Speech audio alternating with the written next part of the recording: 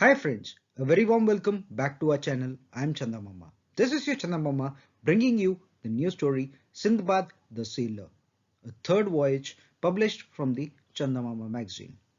So let's move towards the story. I was so much surrounded with pleasures that I gradually forgot all my hardships and I began to tire of the easy life I was leading. The urge to see new places and earn more profits took possession of me.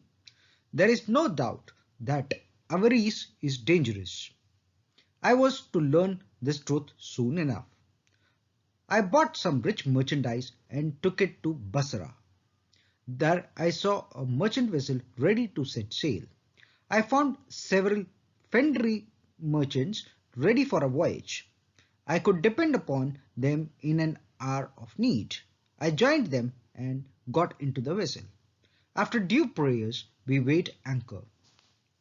At the very outset, we had good omens. Wherever we touched land, we had profitable trade. We saw many strange things and nothing happened to mar our happiness. It promised to be a fine voyage. We were far away from the land of Islam when one day the captain of our vessel, who was gazing at the horizon, suddenly smacked his forehead with his palm and pulled at his beard, tore his shirt and dashed his turban on the deck. Seeing him thus perturbed, we surrounded him and asked him, "What is the matter?" "Ah, my friends," the captain wailed, "we have been duped by the wind, which has brought us to a region on the ocean which we should have avoided at all costs. Because of our misfortune, we are sailing towards that island there. We are finished, for none has ever set foot on that frightful island and come back alive. It is the Isle of Monkeys, and we can consider ourselves dead." Even as he spoke these words, a large army of strange creatures resembling a cloud of locusts swarmed across the sea and soon they surrounded our vessel, while some others stayed ashore and shrieked fearfully. Those shrieks were enough to chill anyone's blood. We did nothing to provoke these beasts, for they were so many in numbers that they could have easily destroyed the entire lot of us. Indeed, courage never counts against numbers. The monkeys came onto our ship and began to examine our cargo. I can say that I had never seen any creatures more revolting than these monkeys. These bodies, their bodies were covered with long hairs. They had dark faces and green eyes. The tallest of them was not more than 3 spans high. Their facial expressions and cries were extremely frightening. They were grinding their teeth, chattering and trying to talk to us obviously, but we could not understand their language. We stood about utterly helpless to do anything. Then those beasts ran up the mast, bit through the sail ropes and dropped the sails on the deck. Then they got possession of the rudder and steered the ship to the shore.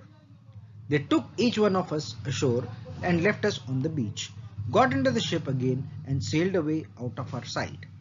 Now we were stranded on the island, but how could we stand there in the sand forever? So we started for the interior. Soon we came upon fruit trees and brooks. While plucking the fruit and eating them, we saw a huge mansion in the distance. We walked up to this mansion. It was a square and a tall structure. A strong wall surrounded it. The gate in this wall was wide open. Nobody was guarding the gate. So we went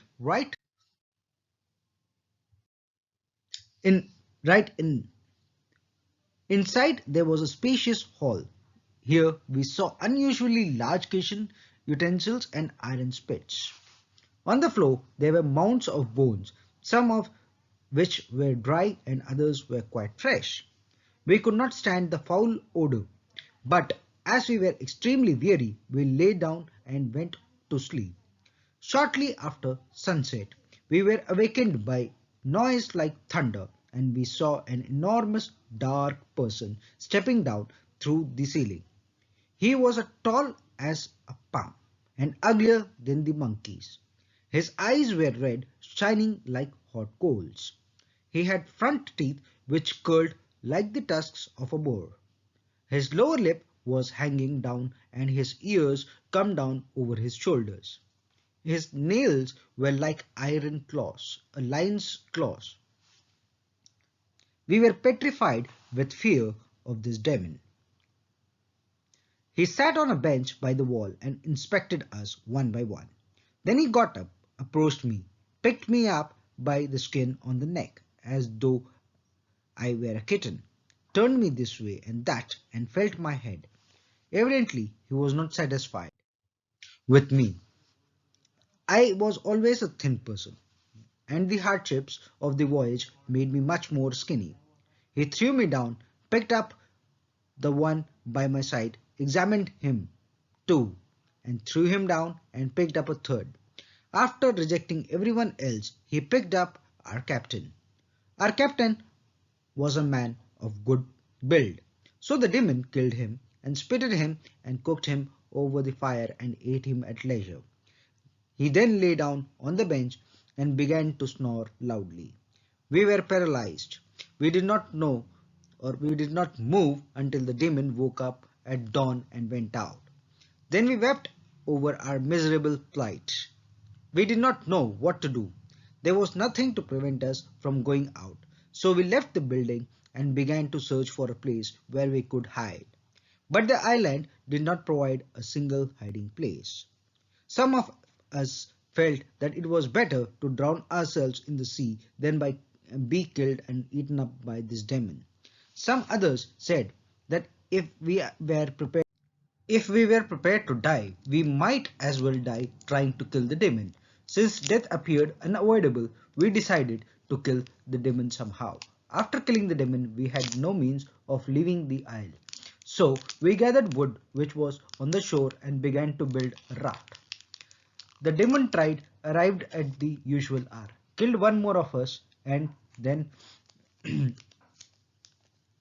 ate him. After which he lay down on a bench and began to snore terrifically. Then we put the two split rods on the fire till they were glowing red. We carried the two rods to the demon and thrust the red-hot irons in his eyes. The demon began to roar with pain. We had managed to blind the demon, but he was still alive. He groped all over the place to get hold of us, but we managed to keep out of his reach. Finally, he found the door and went out. That was the chance for us to escape. We ran to the shore, got onto our raft and pushed off into the sea. Just then, we heard a great shout. We saw the blind demon walking towards the shore with the help of she-demon who was much more ugly. They stood at the edge of the water and began to pelt us with large boulders. Some of the shots were so accurate that most of us fell into the sea and died. Only 3 of us made good our escape on that raft. So this was the story, Sindbad the Sailor, the third voyage, published in the Chandamama magazine. So this story would be continued in another episode of our channel. So till then, stay safe, take care, bye bye.